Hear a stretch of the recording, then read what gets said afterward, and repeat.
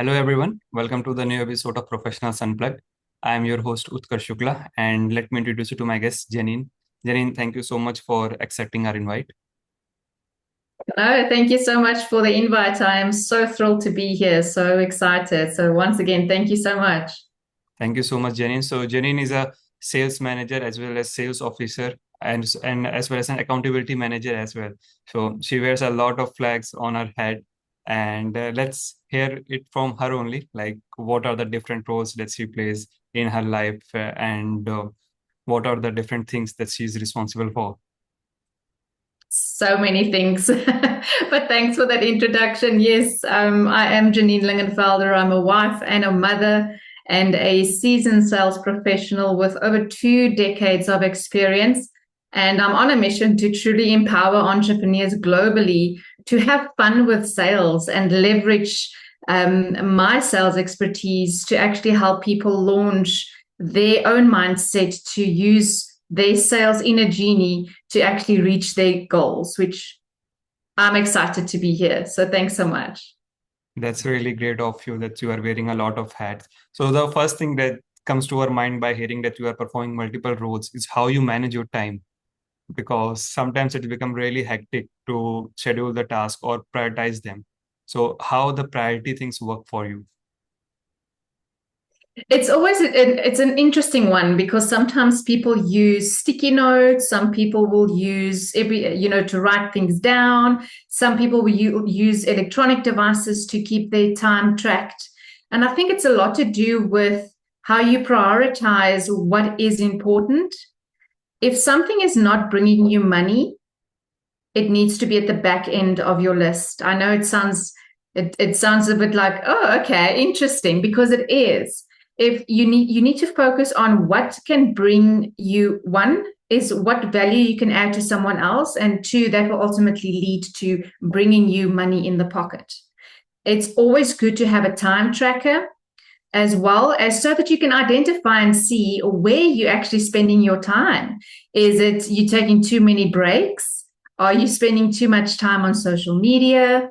What it is that you spend your time on, and on that you can be productive and actually change your daily schedules and add daily habits and healthy habits to actually reach your goals that you want to achieve as a entrepreneur and business owner.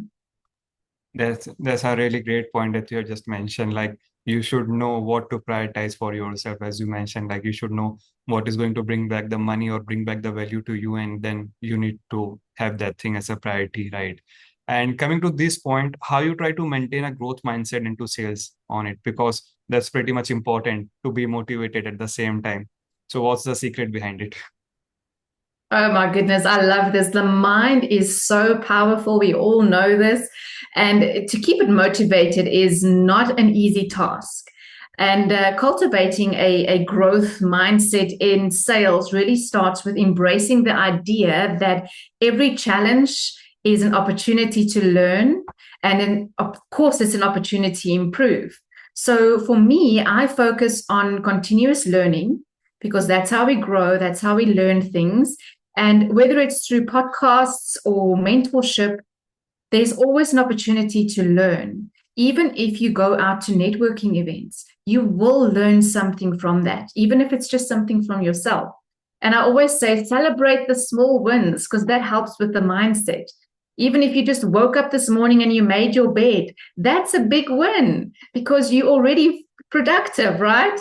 And setbacks can also be a valuable lesson for all of us. So keeping a positive attitude is so vital. And I think surrounding yourself with people that is keeping your inner fire burning and really supporting you, those like-minded people is really vital for having a positive mindset. So that's what I do from my side is those few things. That's really great. And talking about rejections, like the point you have just mentioned, there are a lot of rejections that we need to face in our life or even in sales, right? So how you cope up with them, or how you try to overcome them, or is there any other thing that you do when you face rejection? Although rejection is a part of life, we all know, but what are the facts that you do from your end? Yeah, look, it's always difficult to stay motivated and overcome rejection. And I think it's always a personal thing, because sometimes when people get a no over the phone, they take it very personally, and it's very hard to then overcome that. And I understand that. I do get that. But it's something that you have to realize that it's not a personal thing. It's got nothing to do with you. It's to really overcome those rejections and remind yourself that it's not personal. And I always say to my clients as well, is your selling time is not your client's buying time. So the no is a no for now. It's not an indefinite no. So learning from each experience and adjusting your approach is really a good way to stay focused and overcoming those rejections. That is part of sales. It's really great. I think that is a really one of the very great point that you have mentioned. Like your selling point is not your client's buying point, or its client buying time, right? So that's a really important thing that we need to keep in mind when it comes to the job of a salesperson or a sales thing, right? And Exactly. as you have mentioned about the experience as well, like you are having over 2 decades of experience, you must have faced a lot of challenges in that cycle. So if you can share a few of them with us that you think can be pretty helpful for the new people who are trying to be good into sales or who are trying to have a career. Yeah. There's yeah, I can keep you busy for a long time talking about what I've been through in terms of sales. But I think the main important thing is to just be persistent, but also stay focused in terms of constantly focus on adding value. The more value you're going to add to someone without selling to someone, you're going to stay top of mind, because people are tired of people coming to them and say, oh, buy my product, this price, lowest price, last price. It's not about pricing anymore. It's about what value you can add to my life to make me look good, feel better, and actually make me succeed in my life. There's articles, there's blogs, there's newsletters.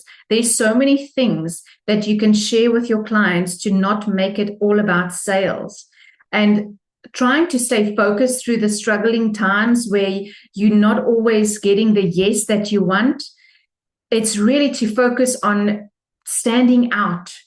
Standing out from the crowd is the biggest thing that you have to do. And there's so many competitions, or shall I say, I wouldn't always say it's competition. Sometimes those competitions can be collaborative partners in the long run, if one is open for those kind of things.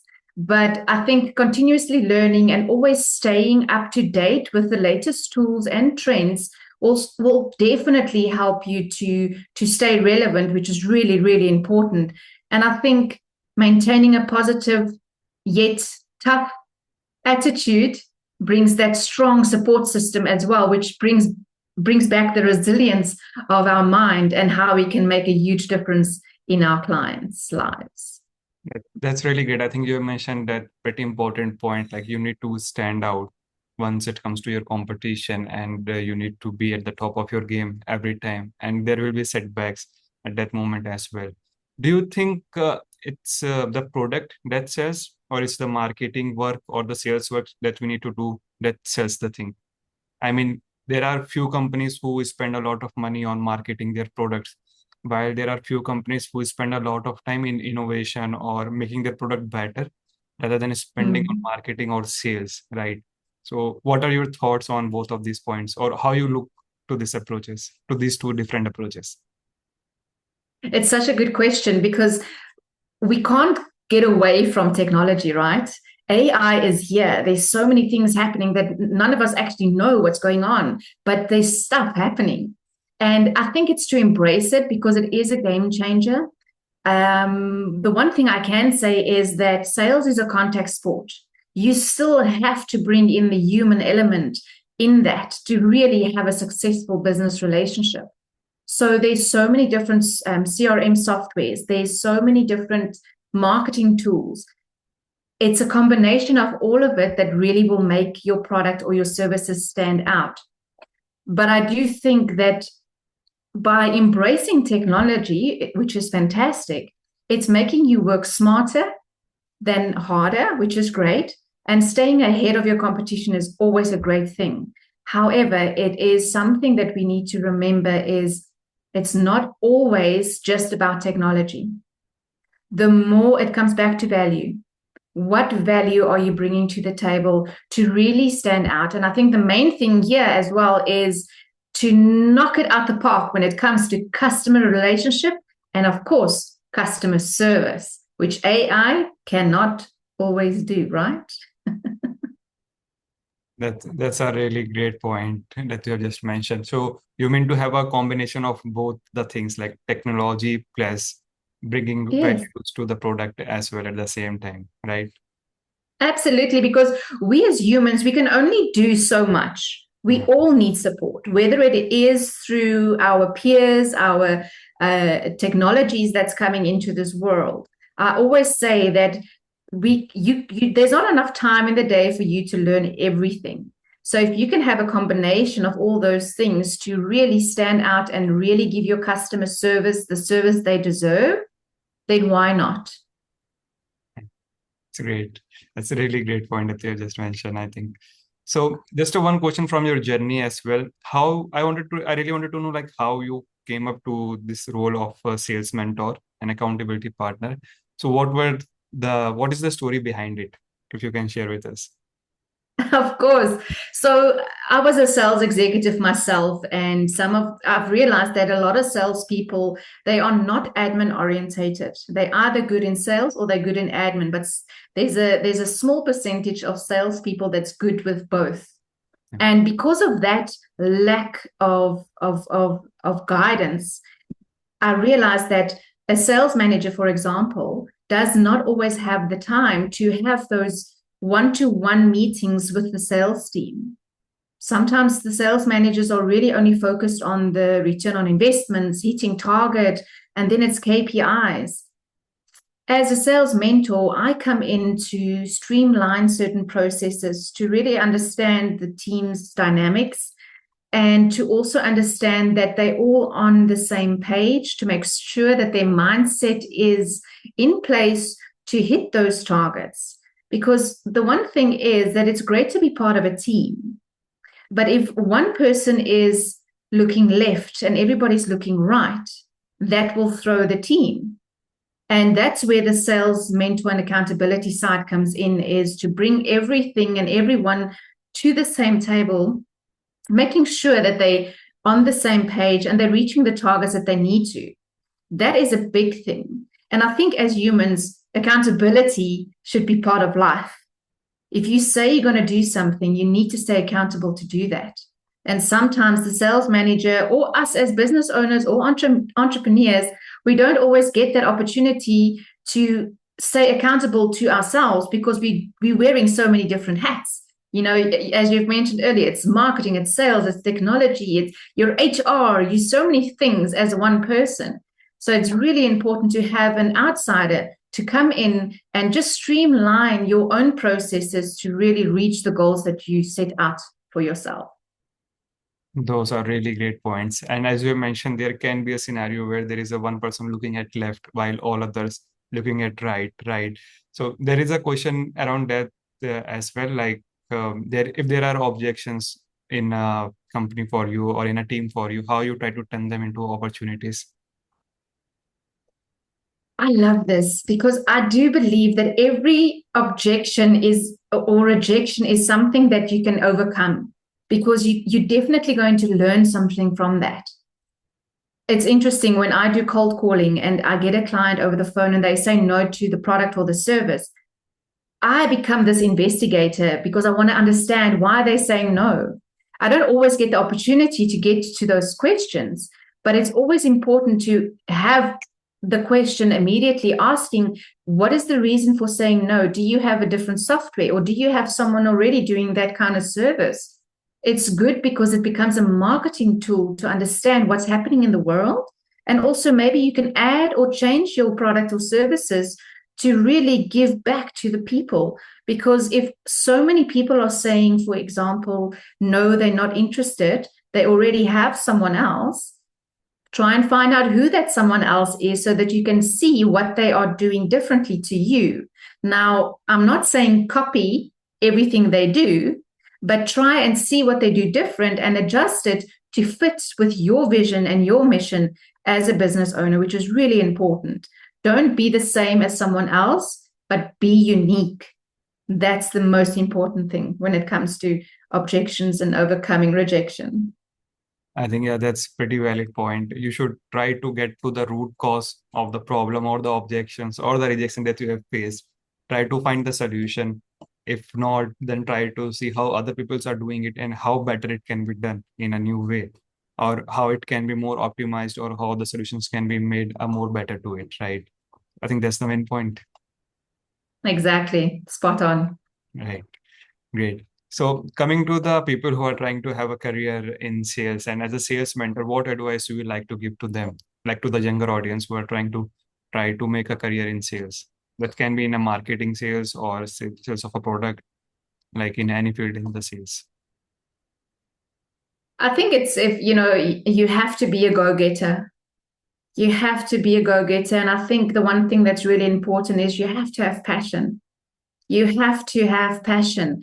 And I know some people will say, "Oh, passion, you all have passion."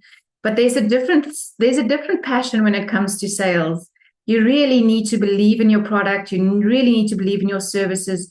And it's not always easy to get to that point. But I think to identify certain gaps in your processes, it's always good to have feedback from your mentors. It's always good to have feedback from your peers and ask questions, because through those questions, you're going to find the path that you're looking for. I hope I've answered your question. Yeah, you need to be curious enough to know the things, and you need to be curious to be the go-getter to learn the things or new things. And I think you have in the whole answers of the other question that I've asked you, you were trying to give the advices on the same questions as well. So I think anyone who's looking for the advice can go through the whole interview and find their answers to the different questions that we have in the sales career, right? Yeah, curiosity is a very interesting thing. And as humans, we are built for relationships. Correct. And the one thing is, you can't sit in a corner hoping for that big client to come. You have to be out there to get that client to see you, to also add you to their services or providers. It's you can't wait. You have to be out there and get it done, because no one else is going to do it for you. That's for sure. Correct. And coming to the Jelani sales, like your virtual sales office that you can see just behind you on the banner, how is it different from other brands, or what are the main things that you are trying to sell using Jelani sales? Jelani Sales it's such a personal name, because Jelani actually means strong in Swahili, and Lani means caring. And my name is Janine, and my daughter's name is Jessica. So it's like a 360 all around meaningful word. And Jelani Sales, as I say, you have to be strong in sales and you have to care about your clients. And I think the combining those two, it's such an igniting passion for me in sales, because it's exciting to see when you work with a sales team, when they reach their targets or they've just tweaked a few things where I guided them, and then the light bulb moment hits and they are smiling from ear to ear because they're walking with confidence again, and they realize that they're actually good in what they do. And Jelani Sales has been going since 2019, so it's a pre-COVID baby, and it's been successful since then. And I think what drives Jelani Sales is all about sharing my expertise with people who's either starting up as an entrepreneur or starting up in sales, seeing it as a daunting task. My goal here is to help people identify that sales is fun. You can have fun with sales. It's just a matter of surrounding yourself with the right people and having the right mentor to guide you through the fact that sales can be fun. It's really great. And I think, as you just mentioned, it is a baby before COVID, right? You must have faced many challenges as as a lead or a salesman at Jelani Sales. So if you can just enlighten us on the same. And what were the challenges that you faced while starting this company? Because starting a new thing is always a tough job, like bringing your first client and those things. So how you gave that confidence to your clients that although it's a new company, but yeah, we can deliver. I mean, what was your mindset behind it? It comes back to value. So when I started the business, it was a sideline business, of course. And I actually went to the corporate company I worked for. I went to the CEO and I said to him, listen, I'm kind of not working 8 hours a day for you. It feels like I'm stealing from you because I'm only working 3 hours a day for you. So we had almost a 3.5 hour conversation. And I said to him, this is my idea and my passion is sales, as you know. And he looked at me and he said, Janine, do it. There's no other time than the now. Do it now and never regret that you never started. And I did. That's exactly how Jelani Sales started. I was still a sales agent, and I am still, till today, a sales agent for the company, of which I had the conversation with the CEO. And I'm not looking back. Absolutely loving it. Even all the hurdles and all the obstacles that I went through, it wasn't easy. But the one thing is that it comes back to networking. Who's in your circle? Who really believes in your product and your services? And what I did is I just shared my story with potential clients. They were obviously in my circle of network.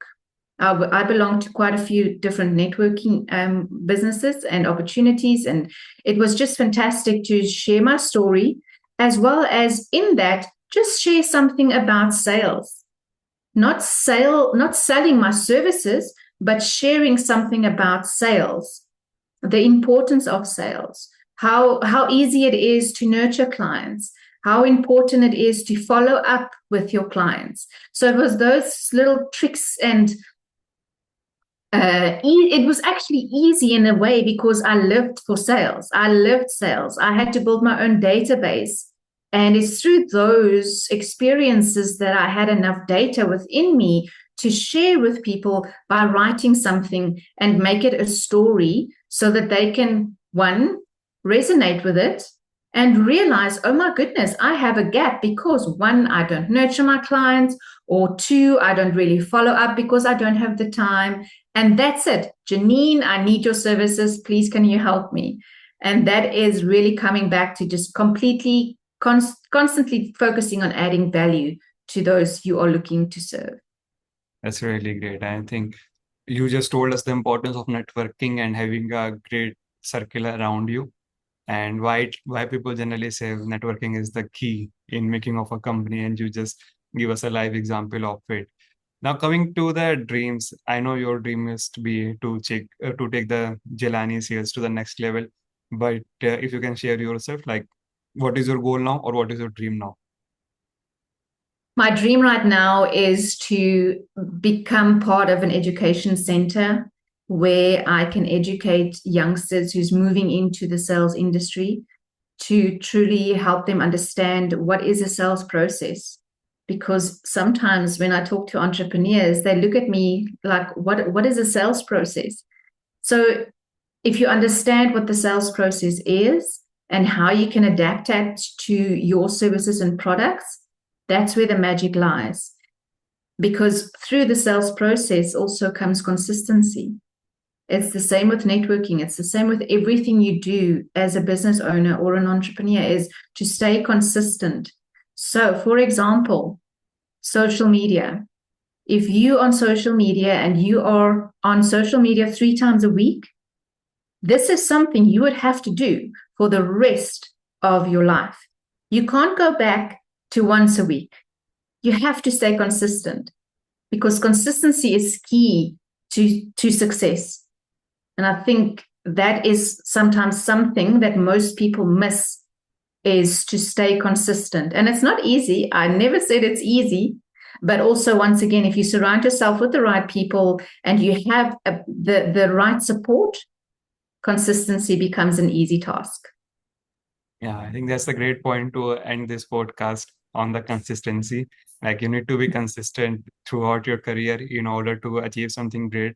And consistency is the key to success. I think we can say either it's sales or it's for any professional, you need to be consistent enough in order to make something for you. So thank you so much, Janine, for sharing your insights. I hope you had a great time sharing your insights with us. So thanks a lot. Thanks to you. I really had fun. Thank you.